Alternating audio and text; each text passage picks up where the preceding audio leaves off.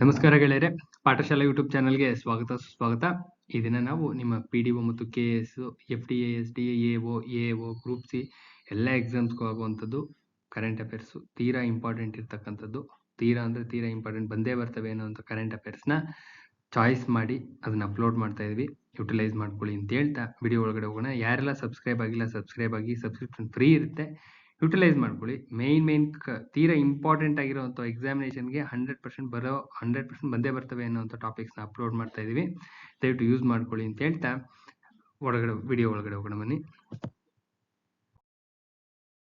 ನೋಡ್ತಾ ಹೋಗೋಣ. ಹಮ್ಸಫರ್ ನೀತಿಗೆ ಚಾಲನೆ. ಫಸ್ಟ್ ಕ್ವಶನ್, ಹಮ್ಸಫರ್ ನೀತಿಗೆ ಚಾಲನೆ. ಏನಿದು ಹಮ್ಸಫರ್ ನೀತಿ ಅಂದ್ರೆ ಏನು? ಕಾನ್ಸೆಪ್ಟ್ ಗೊತ್ತಿರಬೇಕು, ಇಂಪಾರ್ಟೆಂಟ್ ಇದೆ, ಇದು ಗ್ಯಾರಂಟಿ ಬಂದೇ ಬರುವಂತ ಕ್ವಶನ್. ಏನಪ್ಪಾ ಅಂದ್ರೆ, ದೇಶದಲ್ಲಿ ರಾಷ್ಟ್ರೀಯ ಹೆದ್ದಾರಿಗಳಿದಾವಲ್ಲ, ಆ ಜಾಲದ ಉದ್ದಕ್ಕೂ ಸ್ವಚ್ಛ ಶೌಚಗೃಹಗಳು ಮತ್ತು ಶಿಶುಪಾಲನಾ ಕೊಠಡಿಗಳನ್ನ ಸೌಲಭ್ಯಗಳನ್ನ ಒದಗಿಸ್ತಕ್ಕಂತ ಒಂದು ನೀತಿನೇನೆ ನಿಮ್ಮ ಹಮ್ಸಫರ್ ನೀತಿ ಅಂತೇಳಿ ಕರಿತೀವಿ. ಇದನ್ನ ಕೇಂದ್ರ ಸಚಿವ ನಿತಿನ್ ಗಡ್ಕರಿ ಯಾರು ಉದ್ಘಾಟನೆ ಮಾಡಿದ್ದು? ನಿತಿನ್ ಗಡ್ಕರಿ ಉದ್ಘಾಟನೆ ಮಾಡ್ತಾರೆ. ಯಾವತ್ತು ಉದ್ಘಾಟನೆ ಮಾಡ್ತಾರೆ? ಅಕ್ಟೋಬರ್ 7, 2024 ಚಾಲನೆ ಕೊಡ್ತಾರೆ. ಇನ್ನ ಈ ಹಮ್ಸಫರ್ ಅಂದ್ರೆ ಏನಿದ್ರದ್ದು ಉದ್ದೇಶ ಏನಪ್ಪಾ ಅಂದ್ರೆ, ಇದು ದೇಶದ ಹೆದ್ದಾರಿ ಜಾಲದಲ್ಲಿ ಪ್ರಯಾಣಿಕರು ಮತ್ತು ಚಾಲಕರಿಗೆ ಸುರಕ್ಷತೆ ಮತ್ತು ಅಗತ್ಯ ಸೌಲಭ್ಯಗಳನ್ನ ಒದಗಿಸುತ್ತೆ. KPSCಲಿ, KEಯಲ್ಲಿ ಇದೇ ತರ ಕ್ವಶನ್ಸ್ ಕೇಳೋದು, ಇಂಪಾರ್ಟೆಂಟ್ ಇದು. ಏನಿದ್ರದ್ದು ಥೀಮ್ ನೋಡ್ತಾ ಹೋಗೋದಾದ್ರೆ, ಇದೊಂದು ಪರಿಸರ ಸ್ನೇಹಿಯಾಗಿರುತ್ತೆ, ಎಕೋ ಫ್ರೆಂಡ್ಲಿ ಆಗಿರುತ್ತೆ ಮತ್ತು ಪರಿಸರ ಹಾಗೂ ಶುಚಿತ್ವವನ್ನ ದೃಷ್ಟಿಕೋನದಲ್ಲಿ ಇಟ್ಕೊಂಡು ಇದನ್ನ ಮುಖ್ಯವಾಗಿ ಸಿದ್ಧಪಡಿಸಿದ್ದಾರೆ. ಮುಂದೆ ಈ ನೀತಿನ ರೂಪಿಸುವಾಗ ನೀರಿನ ಸಂರಕ್ಷಣೆ, ವಾಟರ್ ಕನ್ಸರ್ವೇಷನ್ ಆಗಿರ್ಬೋದು, ಸಾಯಿಲ್ ಕನ್ಸರ್ವೇಷನ್ ಆಗಿರ್ಬೋದು, ರೀಸೈಕ್ಲಿಂಗ್ ಆಗಿರ್ಬೋದು, ನಿಮ್ಮ ವೇಸ್ಟೇಜ್ ಎಲ್ಲ ರೀಸೈಕ್ಲಿಂಗ್ ಆಗಿರ್ಬೋದು, ಅಂಡ್ ನಿಮ್ಮ ಸೋಲಾರ್ ಎನರ್ಜಿನ ಯುಟಿಲೈಸ್ ಮಾಡ್ಕೊಳ್ಳೋದು. ಇಷ್ಟು ಕಾನ್ಸೆಪ್ಟ್ನ ಅಂದ್ರೆ ಟೋಟಲಿ ಎಕೋ ಫ್ರೆಂಡ್ಲಿ ಆಗಿ ತಲೆಯಲ್ಲಿ ಇಟ್ಕೊಂಡು ಮಾಡಿದ್ದಾರೆ. ಈ ನೀತಿಯನ್ನು ರೂಪಿಸುವಾಗ ನೀರಿನ ಸಂರಕ್ಷಣೆ, ಮಣ್ಣಿನ ಸಂರಕ್ಷಣೆ, ತ್ಯಾಜ್ಯ ಮರುಬಳಕೆ ಮತ್ತು ಸೌರಶಕ್ತಿನ ಗಮನದಲ್ಲಿ ಇಟ್ಕೊಂಡು ಈ ಕಾನ್ಸೆಪ್ಟ್ನ ರೂಪಿಸಿದ್ದಾರೆ. ಇನ್ನು ಹೆದ್ದಾರಿಗಳಲ್ಲಿನ ಪೆಟ್ರೋಲ್ ಪಂಪ್ಗಳು, ಶೌಚಗೃಹಗಳನ್ನ ಸ್ವಚ್ಛವಾಗಿ ಮತ್ತು ಸಾರ್ವಜನಿಕ ಬಳಕೆಗಾಗಿ ತೆಗೆದಿಡೋದು ಅತ್ಯಂತ ಕಡ್ಡಾಯ ಮಾಡ್ಬಿಟ್ಟಿದ್ದಾರೆ. ಇನ್ನು ಹಮ್ಸಫರ್ ನೀತಿನ ರಸ್ತೆ ಸಾರಿಗೆ ಮತ್ತು ಹೆದ್ದಾರಿಗಳ ಸಚಿವಾಲಯ 2024 ಜುಲೈ 19 ಅನುಮೋದನೆ ಕೊಟ್ಟಿರ್ತಾರೆ. ಇದು ಅನುಮೋದಿಸಿತ್ತು, ಇದರ ಮಾಡಬಹುದು ಅಂತೇಳಿ ಪರ್ಮಿಷನ್ ಕೊಟ್ಟಿರ್ತಾರೆ. ಜಾರಿಗೆ ಬಂದಿದ್ ಮಾತ್ರ ಹಿಂದೆ ಇತ್ತಲ್ಲ ಆ ಡೇಟ್ ಅಲ್ಲಿ. ಇನ್ನ NHAI ರಾಜಮಾರ್ಗ್ ಯಾತ್ರಾ ಅಪ್ಲಿಕೇಶನ್ ನಲ್ಲಿ ಪ್ರಯಾಣಿಕರು ತಮ್ಮ ಸ್ಥಳದ ಸಮೀಪ ಇರತಕ್ಕಂತ ಸಂಬಂಧಿತ ಸೇವಾ ಪೂರೈಕೆದಾರರ ವಿವರಗಳನ್ನ ತಕ್ಷಣವೇ ಹುಡುಕೋದಕ್ಕೆ ಸಾಧ್ಯ ಆಗುತ್ತೆ. NHAI ರಾಜಮಾರ್ಗ್ ಅಪ್ಲಿಕೇಶನ್ ಪೋರ್ಟಲ್ ನಲ್ಲಿ ಎಲ್ಲಾ ಡೀಟೇಲ್ಸ್ ಸಿಗುತ್ತೆ ಅಂತ ಹೇಳಿದ್ದಾರೆ. ಇಷ್ಟು ಕಾನ್ಸೆಪ್ಟ್ ಗೊತ್ತಿರೋ 1 ಮಾರ್ಕ್ಸ್ ಗ್ಯಾರಂಟಿ ಬರುತ್ತೆ. ನೆಕ್ಸ್ಟ್, ಬಂಜಾರ ವಿರಾಸತ್ ವಸ್ತು ಸಂಗ್ರಹಾಲಯ ಯಾಕೆ ಇಂಪಾರ್ಟೆಂಟ್ ಆಗುತ್ತಪ್ಪ ಅಂದ್ರೆ, ನರೇಂದ್ರ ಮೋದಿ ಅವರು ಉದ್ಘಾಟನೆ ಮಾಡಿದ್ದಾರೆ, ಅದಕ್ಕೋಸ್ಕರ ಇಂಪಾರ್ಟೆಂಟ್. ನರೇಂದ್ರ ಮೋದಿ ಆಗಿರ್ಲಿ, ನಿಮ್ಮ ರಾಷ್ಟ್ರಪತಿಗಳಾಗಿರ್ಲಿ, ಯಾವ್ದಾದ್ರು ಉದ್ಘಾಟನೆ ಅಂದ್ರೆ ಅದು ಕಂಪಲ್ಸರಿ ಕ್ವಶನ್ ತೆಗೆಯೋ ಚಾನ್ಸಸ್ ಜಾಸ್ತಿ ಇರುತ್ತೆ. ಸೊ ಇದು ವೆರಿ ವೆರಿ ಇಂಪಾರ್ಟೆಂಟ್. ನೋಡ್ತಾ ಹೋಗೋಣ. ಮಹಾರಾಷ್ಟ್ರದ ವಾಶಿಂನ ಪೊಹ್ರಾದೇವಿನಲ್ಲಿ ಬಂಜಾರ ವಸ್ತು ಸಂಗ್ರಹಾಲಯವನ್ನ ನರೇಂದ್ರ ಮೋದಿ ಅವರು ಉದ್ಘಾಟನೆ ಮಾಡ್ತಾರೆ. ಮಹಾರಾಷ್ಟ್ರದ ವಾಶಿಂನ ಪೊಹ್ರಾದೇವಿ ಅಂತ ಪ್ಲೇಸ್ ಅಲ್ಲಿ ಓಪನ್ ಮಾಡ್ತಾರೆ. 4 ಅಂತಸ್ತಿನ ವಸ್ತು ಸಂಗ್ರಹಾಲಯವು ಬಂಜಾರ ಸಮುದಾಯದ ಶ್ರೀಮಂತ ಪರಂಪರೆಯನ್ನ ತೋರಿಸುತ್ತೆ. ಬಂಜಾರ ಸಮುದಾಯದ ಶ್ರೀಮಂತ ಪರಂಪರೆಯನ್ನ ತೋರಿಸುತ್ತೆ. ಇದು ಬಂಜಾರ ಸಮುದಾಯದ ಇತಿಹಾಸ ಮತ್ತು ಪರಂಪರೆಯ ಕಥನವನ್ನ ಬಂಜಾರ ನಾಯಕರು ಮತ್ತು ಬಂಜಾರ ಚಳವಳಿಯ ಭಾವಚಿತ್ರಗಳ ಮೂಲಕ ಕಂಪ್ಲೀಟ್ ಚಿತ್ರಣ ಕೊಡ್ತಾ ಬರುತ್ತೆ. ಇನ್ನ ಪ್ರಧಾನಿ ಮೋದಿರವರು ಬಂಜಾರ ನಾಯಕರಾದಂತ ಸಂತ ಸೇವಾಲಾಲ್, ಯಾರು ಬಂಜಾರ ನಾಯಕರು ಯಾರ್ಯಾರಾಗಿದ್ರಪ್ಪ ಅಂತ, ಸಂತ ಸೇವಾಲಾಲ್ ಮಹಾರಾಜರದು ಹೌದು ಜನ್ಮ ಶತಾಬ್ದಿನ ಆಚರಿಸೋದು ಇತ್ತೀಚೆಗೆ. ಬೇರೆ ಕರೆಂಟ್ ಅಫೇರ್ಸ್ ಬುಕ್ ಅಲ್ಲಿ ಇದೆ, ಇಂಪಾರ್ಟೆಂಟ್ ಇದು. This is very very important ಆಗುತ್ತೆ ಅಲ್ಲಿಗೆ. ಮತ್ತು ಸಂತ ರಾಮರಾವ್ ಮಹಾರಾಜ್ ಇವರ ಸ್ಮಾರಕಗಳಿಗೆ ಪುಷ್ಪ ನಮನ ಸಲ್ಲಿಸ್ತಾರೆ. ಅವರು ಬಂಜಾರ ಸಂಸ್ಕೃತಿಯ ಪ್ರಮುಖ ಸಂಗೀತ ವಾದ್ಯವಾದಂತಹ ನಂಗಾರವನ್ನ ಸಹ ನುಡಿಸ್ತಾರೆ. ನೀವು KPSC ಪೇಪರ್ ಸೆಟ್ಟಿಂಗ್ ಪ್ಯಾಟರ್ನ್ ನೋಡಿದ್ರೆ ಗೊತ್ತಾಗುತ್ತೆ. ಎಲ್ಲ ಇದೇ ತರ ಕ್ವಶನ್ಸ್ ಬರ್ತಿರ್ತವೆ. ABCD options. ಕಾನ್ಸೆಪ್ಟ್ ಫುಲ್ ಗೊತ್ತಿರ್ಬೇಕು. 1 ಲೈನರ್ ಕಾನ್ಸೆಪ್ಟ್ ಬಿಟ್ಬಿಡಿ, ಕಾನ್ಸೆಪ್ಟ್ ಫುಲ್ ಗೊತ್ತಿರ್ಲಿ. ನೆಕ್ಸ್ಟ್, ಸಾರ್ವತ್ರಿಕ ಅಂಚೆ ಒಕ್ಕೂಟಕ್ಕೆ 150 ವರ್ಷ ಆಗಿದೆ. ಇದು 100% ಬರುತ್ತೆ. 100, 150, 125 ಈ ತರ ವರ್ಷಗಳಾಗಿತ್ತು ಅಂದ್ರೆ ಯಾವುದೇ ಅನುಮಾನ ಬೇಡ. ಸೈನ್ಸ್ ಆಗಿರ್ಲಿ, ಯಾವುದೇ ಸ್ಟ್ರೀಮ್ ಅಲ್ಲಿ ಆಗಿರ್ಲಿ, ನಿಮ್ಮ GS ಸ್ಟ್ರೀಮ್ ಅಲ್ಲಿ ಯಾವುದೇ ಈ ತರ ಜನ್ಮ ಶತಾಬ್ದಿಗಳು ಮೈಲಿಗಲ್ಲು ಸ್ಥಾಪಿಸಿದವೆ ಅಂದ್ರೆ 100% ತೆಗೆದಿರ್ತಾರೆ. ಇದು ಕಂಪಲ್ಸರಿ ಕ್ವಶನ್ ಇರುತ್ತೆ. ಯಾವ್ದಾರ ಒಂದು ಎಕ್ಸಾಮ್ ಕ್ವಶನ್ ಅಂತೂ ಬಂದೇ ಬರುತ್ತಿದ್ದು. ಇನ್ನು ಈ ವರ್ಷ 2024ರಲ್ಲಿ ಯೂನಿವರ್ಸಲ್ ಪೋಸ್ಟಲ್ ಯೂನಿಯನ್, UPU ಅಂದ್ರೆ ಯೂನಿವರ್ಸಲ್ ಪೋಸ್ಟಲ್ ಯೂನಿಯನ್, ಸಾರ್ವಜನಿಕ ಅಂಚೆ ಒಕ್ಕೂಟ ಅಂತ ಹೇಳಿ ಕರಿತೀವಿ, 150 ವರ್ಷ ಆಚರಿಸ್ಕೊಳ್ತಾ ಇದೆ. ಯೂನಿವರ್ಸಲ್ ಪೋಸ್ಟಲ್ ಯೂನಿಯನ್ ವಿಶ್ವಸಂಸ್ಥೆಯ ವಿಶೇಷ ಸಂಸ್ಥೆ, ಇದು ಅಂಗಸಂಸ್ಥೆ. ಅಂತಾರಾಷ್ಟ್ರೀಯ ಸಹಕಾರಕ್ಕಾಗಿ ಅಂಚೆ ವಲಯಗಳ ಪ್ರಾಥಮಿಕ ವೇದಿಕೆ, ಇದು ಒಂದು ಏನು ಅಂತ ಕ್ವಶನ್ ಟ್ಯಾಗ್ ಆದ್ರೆ, ಅಂತಾರಾಷ್ಟ್ರೀಯ ಸಹಕಾರಕ್ಕಾಗಿ ಅಂಚೆ ವಲಯಗಳ ಪ್ರಾಥಮಿಕ ವೇದಿಕೆ ಅಂತ ಇರುತ್ತೆ ಆನ್ಸರ್. ಅದು ಗೊತ್ತಿರ್ಬೇಕು ನಿಮ್ಗೆ, ಪಕ್ಕ ಗೊತ್ತಿರ್ಬೇಕು. ಇನ್ನ ಯಾವಾಗ ಸ್ಥಾಪನೆ ಆಯ್ತಪ್ಪ ಅಂದ್ರೆ ಅಕ್ಟೋಬರ್ 9, 1874 ಸ್ಥಾಪನೆ ಆಗುತ್ತೆ. 22 ದೇಶಗಳು ಬರ್ನ್ ಒಪ್ಪಂದಕ್ಕೆ ಸಹಿ ಹಾಕಿ ಸಾಮಾನ್ಯ ಅಂಚೆ ಒಕ್ಕೂಟವನ್ನ ರಚನೆ ಮಾಡ್ತವೆ. ಅಕ್ಟೋಬರ್ 9, 1874ರಂದು 22 ದೇಶಗಳು ಸೇರ್ಕೊತವೆ. ಯಾವ ಒಪ್ಪಂದ? ಬರ್ನ್ ಒಪ್ಪಂದಕ್ಕೆ ಸಹಿ ಹಾಕ್ತಾರೆ. ಬರ್ನ್ ಒಪ್ಪಂದಕ್ಕೆ ಸಹಿ ಹಾಕಿ ಸಾಮಾನ್ಯ ಅಂಚೆ ಒಕ್ಕೂಟವನ್ನ ರಚನೆ ಮಾಡ್ತಾರೆ. ನಂತರ ಅದನ್ನ ಯೂನಿವರ್ಸಲ್ ಪೋಸ್ಟಲ್ ಯೂನಿಯನ್ ಅಂತೇಳಿ ಮರುನಾಮಕರಣ ಮಾಡ್ಕೋತಾರೆ. ಈಗ ಪ್ರಸ್ತುತ ಏನು ಇದ್ರ ಸಿಚುವೇಶನ್ ಏನಾಗಿದೆಯಪ್ಪ ಅಂದ್ರೆ 192 ರಾಷ್ಟ್ರಗಳನ್ನ ಸದಸ್ಯತ್ವ ಹೊಂದಿದೆ. ಇದು ವಿಶ್ವಸಂಸ್ಥೆ ಯಾವುದೇ ಸದಸ್ಯ ರಾಷ್ಟ್ರ ಇದರ ಸದಸ್ಯರಾಗಬಹುದು, ಏನು ಸಮಸ್ಯೆ ಇಲ್ಲ, ಆರಾಮಾಗಿ ಸದಸ್ಯರಾಗಬಹುದು. ವಿಶ್ವಸಂಸ್ಥೆಯ ಯಾವುದೇ ಸದಸ್ಯ ರಾಷ್ಟ್ರವಲ್ಲದ ರಾಷ್ಟ್ರವೂ ಕೂಡ ಸದಸ್ಯರಾಗಬಹುದು. ಆದ್ರೆ ಕಂಡೀಷನ್ ಇದೆ, ಏನಪ್ಪಾ ಅಂದ್ರೆ ಅದರ ವಿನಂತಿನ UPUನ ಸದಸ್ಯ ರಾಷ್ಟ್ರಗಳಲ್ಲಿ ಕನಿಷ್ಠ 2/3 ಮೆಜಾರಿಟಿ ಮುಖಾಂತರ ಅಂಗೀಕರಿಸಿದ್ರೆ ಯಾರು ಬೇಕಾದ್ರೂ ಆಗ್ಬೋದು. ಇನ್ನ ಪ್ರಧಾನ ಕಚೇರಿ ಸ್ವಿಸ್ ಅಲ್ಲಿದೆ, ರಾಜಧಾನಿ ಬರ್ನ್. ಇಂಪಾರ್ಟೆಂಟ್ ಹೇಳಿದೀನಿ, ಬಂದೇ ಬರುವಂತ ಕ್ವಶನ್ ಇದು. ಇನ್ನ ಜಾಗತಿಕ ಹಸಿವು ಸೂಚ್ಯಂಕ 105ನೇ ಸ್ಥಾನ, ಇದು ಮತ್ತೊಂದು ಇಂಪಾರ್ಟೆಂಟ್ ಕ್ವಶನ್. 100% ಬಂದೇ ಬರುವಂತ ಟಾಪಿಕ್ಸ್ ಮಾತ್ರ ಅಪ್ಲೋಡ್ ಮಾಡ್ತಾ ಇದೀವಿ. ಈ ಫೀಲ್ಡ್ ಅಲ್ಲಿ ತುಂಬಾ ಎಕ್ಸ್ಪೀರಿಯನ್ಸ್ ಇರೋದ್ರಿಂದ, ನನಗೆ ತುಂಬಾನೇ ಎಕ್ಸ್ಪೀರಿಯನ್ಸ್, ಸುಮಾರು ವರ್ಷದ ಅನುಭವ ಇರೋದ್ರಿಂದ ಎಲ್ಲ ಚಾಯ್ಸ್ ಮಾಡಿ ಎಕ್ಸಾಮ್ ಬಂದೇ ಬರುವಂತದ್ದು ಅಪ್ಲೋಡ್ ಮಾಡ್ತಾ ಇದೀನಿ. ಸೊ ಯೂಸ್ ಮಾಡ್ಕೊಳ್ಳಿ ಅಂತ ಹೇಳ್ತಾ, ಇನ್ನ ಜಾಗತಿಕ ಹಸಿವು ಪ್ರಮಾಣ ಅಳಿಯಲು ಬಳಸ್ತಕ್ಕಂಥ ಜಾಗತಿಕ ಹಸಿವು ಸೂಚ್ಯಂಕದಲ್ಲಿ 127 ದೇಶಗಳನ್ನ ಒಟ್ಟು ಗಣನೆಗೆ ತೆಗೆದುಕೋತಾರೆ. ಅದರಲ್ಲಿ ಭಾರತ 105ನೇ ಸ್ಥಾನದಲ್ಲಿದೆ.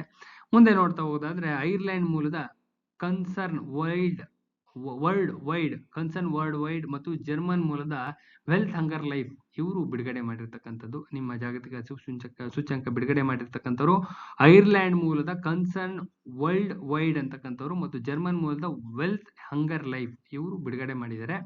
ಇನ್ನು 2024ರ ವರದಿ ಅಂಕಾಂಶಗಳು ಏನೇನು ಮುಂದಿಟ್ಟವೆ ಅಂತ ನೋಡ್ತಾ ಹೋಗೋಣ. ಭಾರತ, ಪಾಕಿಸ್ತಾನ, ಅಫ್ಘಾನಿಸ್ತಾನ ಸೇರಿದಂತೆ 42 ದೇಶಗಳು 27.3 ಅಂಕಗಳೊಂದಿಗೆ ಗಂಭೀರ ಸ್ಥಾನದಲ್ಲಿ ಸ್ಥಾನ ಪಡ್ಕೊಂಡಿದ್ದಾವೆ.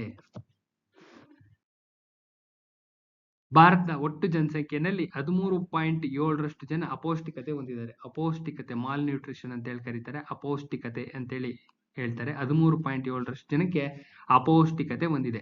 ಇನ್ನು 5 ವರ್ಷಕ್ಕಿಂತ ಕಡಿಮೆ ವಯಸ್ಸಿನವರ ಪೈಕಿ 35.5ರಷ್ಟು ಮಕ್ಕಳು ಕುಂಠಿತ ಬೆಳವಣಿಗೆಯನ್ನು ಹೊಂದಿದ್ದಾರೆ. ಎಷ್ಟು? 35.5ರಷ್ಟು ಜನರು ಕುಂಠಿತ ಬೆಳವಣಿಗೆ ಹೊಂದಿದ್ದಾರೆ. ಇನ್ನು 18.7ರಷ್ಟು ಮಕ್ಕಳು ದುರ್ಬಲ ವರ್ಗಕ್ಕೆ ಸೇರಿದವರಾಗಿದ್ದಾರೆ. ದುರ್ಬಲ ಅಂದ್ರೆ ಗ್ರೋತ್ ಅಷ್ಟು ಪಕ್ಕ ಇರೋದಿಲ್ಲ. ಇನ್ನ ಟೋಟಲಿ ಬಾಡಿ ಗ್ರೋತ್ ಅಷ್ಟು ಇದಾಗಿರೋದಿಲ್ಲ, ಪ್ರಪೋರ್ಷನೇಟ್ ಆಗಿರೋದಿಲ್ಲ. ಸೊ ಅದಕ್ಕೋಸ್ಕರನೇ ಎಲ್ಲಾ ಗೌರ್ಮೆಂಟ್ಗಳನ್ನು ಈ ಮಿಡ್ ಡೇ ಮೀಲ್ಸ್ ಆಗಿರ್ಲಿ, ಇನ್ನು ಇದು ಯಾವುದು ಊಟದ ವ್ಯವಸ್ಥೆ ಮಾಡ್ತಾರಲ್ಲ ಹುಡುಗರಿಗೆ, ಚಿಕ್ಕ ಹುಡುಗರು ಊಟದ ವ್ಯವಸ್ಥೆ, ಇದಕ್ಕೋಸ್ಕರನೇ ಮಾಡಿರೋದು. ಇದನ್ನ ಅವಾಯ್ಡ್ ಮಾಡ್ಬೇಕು ಅಂತ ಸರ್ಕಾರಿ ಶಾಲೆಗಳಲ್ಲಿ. ಇನ್ನ 2.9ರಷ್ಟು ಮಕ್ಕಳು ತಮ್ಮ 5 ವರ್ಷಕ್ಕಿಂತ ಮುನ್ನವೇ ಸಾವನ್ನಪ್ತಾ ಇದ್ರಂತೆ ಬಿಕಾಸ್ ಆಫ್ ಮಾಲ್ ನ್ಯೂಟ್ರಿಷನ್ ಇಂದ. ಇನ್ನು ವಿಶ್ವದಲ್ಲಿ 73.7 ಕೋಟಿ ಜನರು ಹಸಿವಿನ ಸಮಸ್ಯೆ ಎದುರಿಸ್ತಾ ಇದ್ದಾರೆ. 28 ಕೋಟಿ ಜನರಿಗೆ ಆರೋಗ್ಯಯುತವಾದಂತ ಆಹಾರ ಸಿಗ್ತಾ ಇಲ್ಲ ಅಂತೇಳಿ ಟೋಟಲ್ ವರದಿ ಬಂದಿದೆ. This very very very important. Next ನೋಡ್ತಾ ಹೋದ್ರೆ HALಗೆ ಮಹಾರತ್ನ ಸ್ಥಾನಮಾನ, ಇದು 100% ಬರುವಂತ ಕ್ವಶನ್. ಮಹಾರತ್ನ, ಮಿನಿರತ್ನ, ಈ ರತ್ನಗಳಲ್ಲಿ ಒಂದು ಕ್ವಶನ್ ತೆಗಿತಾರೆ ಎಕಾನಮಿನಲ್ಲಿ. ತೀರಾ ಇಂಪಾರ್ಟೆಂಟ್ ಇದು. ಸರ್ಕಾರಿ ಸ್ವಾಮ್ಯದ ಏರೋಸ್ಪೇಸ್ ಹಾಗೂ ರಕ್ಷಣಾ ವಲಯದ ಕಂಪನಿಯಾದಂತ ಹಿಂದೂಸ್ತಾನ್ ಏರೋನಾಟಿಕ್ ಲಿಮಿಟೆಡ್ಗೆ ಕೇಂದ್ರ ಸರ್ಕಾರ ಮಹಾರತ್ನ ಸ್ಥಾನಮಾನ ನೀಡಿದೆ. 100% ಕ್ವಶನ್ ಟ್ಯಾಗ್ ಆಗುತ್ತೆ, ಮಿಸ್ ಮಾಡ್ಕೋಬೇಡಿ ಯಾರನ್ನು. HAL ಈ ಸ್ಥಾನಮಾನ ಪಡೆದಂತ 14 ಕಂಪನಿ ಆಗಿದೆ. ಇದರಿಂದ ಇರ್ತಕ್ಕಂಥ 14 ಕಂಪನಿಗಳು ಯಾವ್ಯಾವು ಅಂತ ಕೇಳೋ ಚಾನ್ಸಸ್ ಇದೆ. ಬೇರೆ ನೋಟ್ಸ್ ಅಲ್ಲಿ ಕೊಡ್ತೀನಿ. 14 ಕಂಪನಿಗಳ ಹೆಸರು ಕೊಟ್ಟಿರ್ಬೇಕು. 4 ಆಪ್ಷನ್ ಕೇಳಿರ್ತಾರೆ. ಈ ಜೋಡಿ ಸರಿ, 1 ಜೋಡಿ, 2 ಜೋಡಿ, 3 ಜೋಡಿ, 4 ಜೋಡಿ, ಅಲ್ಲಿ ಕೇಳಿರ್ತಾರೆ, ಇಲ್ಲ ಇಲ್ಲಿ ಕೇಳಿರ್ತಾರೆ, ಗೊತ್ತಿರ್ಬೇಕು. ಇನ್ನ ಮಹಾರತ್ನ ಸ್ಥಾನಮಾನ ಕೊಟ್ಟರೆ ಏನೇನ್ ಫೀಚರ್ಸ್ ಇರುತ್ತೆ ಅಂತಾನು ಕೇಳಬೇಕು. ಕರೆಂಟ್ ಅಫೇರ್ಸ್ ಅಲ್ಲಿ ಇಲ್ಲ, ನಾನು ಎಕಾನಮಿ ಮಾಡ್ಬೇಕಾದ್ರೆ ಕೊಡ್ತೀನಿ. ಅದು ಇಂಪಾರ್ಟೆಂಟ್, ತುಂಬಾ ಇಂಪಾರ್ಟೆಂಟ್, ನೋಡ್ಕೊಂಡಿರ್ರಿ. ಇನ್ನ HAL ಬಗ್ಗೆ ನೋಡೋದಾದ್ರೆ ಡಿಸೆಂಬರ್ 23, 1940 ಬೆಂಗಳೂರಿನಲ್ಲಿ ಹಿಂದೂಸ್ತಾನ್ ಏರೋಕ್ರಾಫ್ಟ್ ಲಿಮಿಟೆಡ್ ಆಗಿ ವಾಲ್ಚಂದ್ ಹೀರಾಚಂದ್ ಅವರು ಇದನ್ನ ಸ್ಥಾಪನೆ ಮಾಡ್ತಾರೆ. ವಾಲ್ಚಂದ್ ಹೀರಾಚಂದ್ ಸ್ಥಾಪಕರು. ಕಂಪನಿ ದೇಶೀಯವಾಗಿ ವಿಮಾನ ತಯಾರಿಸುವ ಗುರಿಯನ್ನು ಹೊಂದಿರುತ್ತೆ. ಆಗ ಇನಿಷಿಯೇಷನ್ ಸ್ಟೇಜ್ ಅಲ್ಲಿ ಭಾರತ ಸರ್ಕಾರ 1941ರಲ್ಲಿ ಷೇರುದಾರನಾಗಿ ಜಾಯಿನ್ ಆಗುತ್ತೆ. ಇನ್ 1942 ನಲ್ಲಿ ಸಂಪೂರ್ಣವಾಗಿ ವಶಪಡಿಸಿಕೊಳ್ಳುತ್ತೆ, ನಿಯಂತ್ರಣವನ್ನು ವಹಿಸಿಕೊಳ್ಳುತ್ತೆ. ಸೊ ಇದು HAL ಬಗ್ಗೆ ಡೀಟೇಲ್ಸ್ ಗೊತ್ತಿರಲಿ. ಇನ್ನು ಮುಂದೆ SCO ಶೃಂಗಸಭೆ ನೋಡ್ತಗೋಣ. ಇದು ತೀರಾ ಇಂಪಾರ್ಟೆಂಟ್, ಕೇಳ್ತಾ ಇರ್ತಾರೆ. ಬಹುಪಕ್ಷೀಯ ಒಕ್ಕೂಟವಾದಂತ ಶಾಂಘೈ ಸಹಕಾರ ಸಂಘಟನೆ SCO ಅಂತ ಹೇಳಿ ಕರೀತಾರೆ. ಶಾಂಘೈ ಕೋಆಪರೇಷನ್ ಆರ್ಗನೈಸೇಷನ್ ಅಂತ, ಕೋಆಪರೇಟಿವ್ ಆರ್ಗನೈಸೇಷನ್ ಅಂತ. ಇನ್ನು ಶೃಂಗಸಭೆಗೆ ಇತ್ತೀಚೆಗೆ ಪಾಕಿಸ್ತಾನದ ಇಸ್ಲಾಮಾಬಾದ್ನಲ್ಲಿ ನಡೆಯುತ್ತೆ. ಶಾಂಘೈ ಸಹಕಾರ ಸಂಘಟನೆಯ ಇತ್ತೀಚಿನ ಶೃಂಗಸಭೆ ಎಲ್ಲಿ ನಡೆಯಿತು?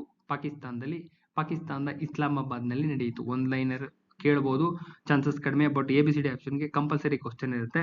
ಈ ಸಮ್ಮೇಳನದಲ್ಲಿ ಭಾಗವಹಿಸಿದಂತ ವಿದೇಶಾಂಗ ಸಚಿವ ನಮ್ಮಲ್ಲಿ ಜೈಶಂಕರ್ ಇದ್ದಾರೆ, ಅವರು ಭಾಗವಹಿಸಿರ್ತಾರೆ. ಅವರು 9 ವರ್ಷಗಳ ನಂತರ ಪಾಕಿಸ್ತಾನಕ್ಕೆ ಭೇಟಿ ನೀಡ್ತಾ ಇರತಕ್ಕಂತ ಮೊಟ್ಟ ಮೊದಲ ವಿದೇಶಾಂಗ ಸಚಿವರಾಗಿರ್ತಾರೆ. 9 ವರ್ಷ ಯಾರು ಹೋಗಿರ್ಲಿಲ್ಲ. ಹಿಂದೆ ಹೋಗಿದ್ದವ್ರು ಯಾರಪ್ಪ ಅಂದ್ರೆ 2015ರಲ್ಲಿ ಸುಷ್ಮಾ ಸ್ವರಾಜ್ ಅವರೇ ಲಾಸ್ಟ್ ಭೇಟಿ ನೀಡಿದ್ದು. ಇನ್ನ ಶಾಂಘೈ ಸಂಘಟನೆ ಬಗ್ಗೆ ನೋಡ್ತಾ ಹೋಗೋದಾದ್ರೆ 2001ರಲ್ಲಿ ಚೀನಾದ ಶಾಂಘೈನಲ್ಲಿ ಸ್ಥಾಪಿಸಲಾದಂತಹ ಶಾಶ್ವತ ಸರ್ಕಾರಿ ಅಂತಾರಾಷ್ಟ್ರೀಯ ಸಂಸ್ಥೆ ಆಗಿರುತ್ತೆ. ಇದು 2001ರಲ್ಲಿ ಚೀನಾದ ಶಾಂಘೈನಲ್ಲಿ ಸ್ಥಾಪಿಸಲಾದಂತಹ ಶಾಶ್ವತ ಸರ್ಕಾರಿ ಅಂತಾರಾಷ್ಟ್ರೀಯ ಸಂಸ್ಥೆ ಆಗಿರುತ್ತೆ. ಇದು ರಾಜಕೀಯ, ಆರ್ಥಿಕ ಮತ್ತು ಭದ್ರತಾ ಒಕ್ಕೂಟವಾಗಿರುತ್ತೆ. ಇದೊಂದು ರಾಜಕೀಯ, ಆರ್ಥಿಕ ಮತ್ತು ಭದ್ರತಾ ಈ 3 ಕ್ಷೇತ್ರಗಳಲ್ಲಿ ಸಹಕಾರ ನೀಡ್ತಾ ಇರುತ್ತೆ. ಪ್ರಾದೇಶಿಕ ಸಹಕಾರವನ್ನು ಉತ್ತೇಜಿಸುವುದು ಇದ್ರ ಮೂಲ ಉದ್ದೇಶ ಏನಪ್ಪಾ ಅಂದ್ರೆ ಪ್ರಾದೇಶಿಕ ಸಹಕಾರವನ್ನು ಉತ್ತೇಜಿಸುವುದು, ಭದ್ರತೆ ಮತ್ತು ಸ್ಥಿರತೆಯನ್ನು ಹೆಚ್ಚಿಸುವುದು ಸದಸ್ಯ ರಾಷ್ಟ್ರಗಳಲ್ಲಿ, ಮತ್ತು ಸದಸ್ಯ ರಾಷ್ಟ್ರಗಳ ಆರ್ಥಿಕ ಅಭಿವೃದ್ಧಿಯನ್ನು ಉತ್ತೇಜಿಸುವುದು ಇದರ ಪ್ರಾಥಮಿಕವಾದಂತಹ ಗುರಿಯಾಗಿರುತ್ತೆ. ಇನ್ನು SCO ಸಂಘಟನೆ ಶಾಂಘೈ 5 ಎಂಬ ಗುಂಪಿನಿಂದ ಹುಟ್ಕೊಳ್ಳುತ್ತೆ. ಬಿಗಿನಿಂಗ್ ಅಲ್ಲಿ 5 ಮೆಂಬರ್ಸ್ ಇರ್ತಾರೆ. ಯಾರ್ಯಾರು ಅಂದ್ರೆ 1996ನಲ್ಲಿ ಚೀನಾ, ರಷ್ಯಾ, ಕಜಕಿಸ್ತಾನ, ಕಿರ್ಗಿಸ್ತಾನ ಮತ್ತು ತಜಿಕಿಸ್ತಾನಗಳು ಇವೆಲ್ಲ ಸೇರ್ಕೊಂಡು ಈ ಶಾಂಘೈ ಸಂಘಟನೆಯನ್ನ ಹುಟ್ಟಾಕ್ತವೆ. ಗಡಿ ವಿವಾದಗಳನ್ನ ಪರಿಹರಿಸ್ಕೊಳ್ಳೋಣ, ಪ್ರಾದೇಶಿಕ ಭದ್ರತೆ ಜಾಸ್ತಿ ಮಾಡ್ಕೊಳ್ಳೋಣ ಅಂತ ಹೇಳಿ ಮಾಡ್ತಾರೆ. ಮುಂದೆ ಇದು ಎಕ್ಸ್ಪೆಂಡ್ ಆಗ್ತಾ ಹೋಗುತ್ತೆ. ಇದು ಎಕ್ಸ್ಪೆಂಡ್ ಆಗುತ್ತೆ, ಹಂಗೆ ಉಳ್ಕೊಳ್ಳಲ್ಲ. 10 ಜನಕ್ಕೆ ಎಕ್ಸ್ಪೆಂಡ್ ಆಗುತ್ತೆ. ಪ್ರಸ್ತುತ ಇರೋ ಅಂತವ್ರು ಯಾರ್ಯಾರು ಅಂತ ಕೇಳ್ತಾರೆ. ಒಟ್ನಲ್ಲಿ 10 ಇದಾವಲ್ವಾ, ಇದ್ರಲ್ಲಿ ಯಾರಿಲ್ಲ ಅಂತ ಕೇಳ್ಬೋದು, ಯಾರು ಇದಾರೆ ಅಂತ ಕೇಳ್ಬೋದು, ಯಾರ್ಯಾರು ಇದಾರೆ ಅಂತ ಕೇಳ್ಬೋದು, ಹೆಂಗ ಬೇಕಾದ್ರೂ ಕೇಳ್ಬೋದು. ಈ ಫುಲ್ ಲೈನ್ ಕೊಡ್ಬೋದು. ಈ ಲೈನ್ಗೂ ಕೊಟ್ಬಿಟ್ಟು 4 ಆಪ್ಷನ್ ಅಲ್ಲೂ ಬೇರೆ ಬೇರೆ ಚೇಂಜ್ ಮಾಡ್ಕೊತ ಹೋಗ್ತಾರೆ. ಅದು ಇದೆ ಆಪ್ಷನ್. ಸೊ 10 ಜನದ್ದು ಒಂದು ಕೋಡ್ ಮಾಡಿ ಇಟ್ಕೊಳ್ಳಿ, ಇಲ್ಲಾಂದ್ರೆ ಕೊನೆಯಲ್ಲಿ ಮಾಡ್ಕೊಡ್ತೀನಿ ಕೋಡ್ ಬೇಕೇ ಬೇಕು, ಇಲ್ಲಾಂದ್ರೆ ಕಷ್ಟ. 10 ಜನರು ಯಾರ್ಯಾರು ಇದಾರಪ್ಪ ಅಂದ್ರೆ Bharat, Iran, Kazakhstan, China, Kyrgyzstan, Pakistan, Russia, Tajikistan, Uzbekistan, Belarus. ಇಷ್ಟಕ್ಕಿಷ್ಟು ಇಂಪಾರ್ಟೆಂಟ್. ಇನ್ನ ಇದು ತೀರಾ ಇಂಪಾರ್ಟೆಂಟ್, ತೀರಾ 100% ಬರುವಂತ ಕ್ವಶನ್. ಬಾಹ್ಯಾಕಾಶ ಯಾತ್ರೆ ನಡೆಸಿದಂತ ಸೌದಿ ಅರೇಬಿಯಾದ ಮೊದಲ ಮಹಿಳೆ ಯಾರಪ್ಪ ಅಂದ್ರೆ ರಯಾನಾ ಬರ್ನಾವಿಕ್ ಅಂತ. ಬಾಹ್ಯಾಕಾಶ ನಡೆಸಿದಂತ ಸೌದಿ ಅರೇಬಿಯಾದ ಮೊದಲ ಲೇಡಿ ಯಾರಪ್ಪ ಅಂದ್ರೆ ರಯಾನಾ ಬರ್ನಾವಿಕ್ ಅಂತ. 2023 ಮೇ 21ರಂದು ಅಮೆರಿಕದ ಫ್ಲೋರಿಡಾದ ಕೆನಡಿ ಬಾಹ್ಯಾಕಾಶ ನಿಲ್ದಾಣದಿಂದ ಸೌದಿ ಅರೇಬಿಯಾದ ಸಂಚಾರಿಯಾಗಿದ್ದಂತ ಅಲಿ ಅಲ್ ಕರ್ನಿ ಅವರ ಜೊತೆ ರಯಾನಾ ಬರ್ನಾವಿಕ್ ಅವರು ಬಾಹ್ಯಾಕಾಶ ನಿಲ್ದಾಣಕ್ಕೆ ಪ್ರಯಾಣ ಬೆಳೆಸ್ತಾರೆ. ಇಂಪಾರ್ಟೆಂಟ್, ಅದು ನೇಮ್ ಇಂಪಾರ್ಟೆಂಟ್ ಅಷ್ಟೇ, ರಯಾನಾ ಬರ್ನಾವಿಕ್ ಅಂತ. ಇನ್ನು ಅಂತಾರಾಷ್ಟ್ರೀಯ ಗ್ರಾಮೀಣ ಮಹಿಳೆಯರ ದಿನದ ಬಗ್ಗೆ ನೋಡ್ತಾ ಹೋಗೋದಾದ್ರೆ ಆಗಸ್ಟ್ 15 ಇದು 1995ನಲ್ಲಿ ಪ್ರಥಮ ಬಾರಿಗೆ ಆಚರಿಸ್ತಾರೆ. ಆಗಸ್ಟ್ 15 ಗ್ರಾಮೀಣ ಭಾಗದ ಮಹಿಳೆಯರ ಸ್ಥಾನಮಾನ ಮತ್ತು ಸಮಾಜದಲ್ಲಿ ಅವರ ಪಾತ್ರದ ಕುರಿತು ಬೆಳಕು ಚೆಲ್ಲಬೇಕು ಅನ್ನೋ ಉದ್ದೇಶದಿಂದ ಮಾಡಿದ್ದಾರೆ. ವಿಶ್ವಸಂಸ್ಥೆ ಇದನ್ನು ಘೋಷಣೆ ಮಾಡಿದೆ. ಇಂಪಾರ್ಟೆಂಟ್ ಇದಿಷ್ಟು ಇಂಪಾರ್ಟೆಂಟ್ ಟಾಪಿಕ್ಸ್. ಡೈಲಿ ಇದೇ ತರ ಒಂದು ಕ್ವಶನ್ಸ್, ಒಂದು 5-6 ಕ್ವಶನ್ಸ್ ನ ಅರ್ಜೆಂಟ್ ಆಗಿ ಅಪ್ಲೋಡ್ ಮಾಡ್ತಾ ಹೋಗ್ತೀನಿ. ಇಂಪಾರ್ಟೆಂಟ್. ಯಾರೆಲ್ಲ ಸಬ್ಸ್ಕ್ರೈಬ್ ಆಗಿ ವಿಡಿಯೋನ ಮ್ಯಾಕ್ಸಿಮಮ್ ನಂಬರ್ ಪೀಪಲ್ ಶೇರ್ ಮಾಡಿ ಅಂತ ಹೇಳ್ತಾ ವಿಡಿಯೋನ ಎಂಡ್ ಮಾಡ್ತಾ ಇದ್ದೀನಿ. ಯುಟಿಲೈಸ್ ಮಾಡ್ಕೊಳ್ಳಿ ಅಂತ ಹೇಳ್ತಾ ನಾಳೆ ಇನ್ನೊಂದು ವಿಡಿಯೋ ಜೊತೆ ಬರ್ತೀನಿ. ನಮಸ್ಕಾರ.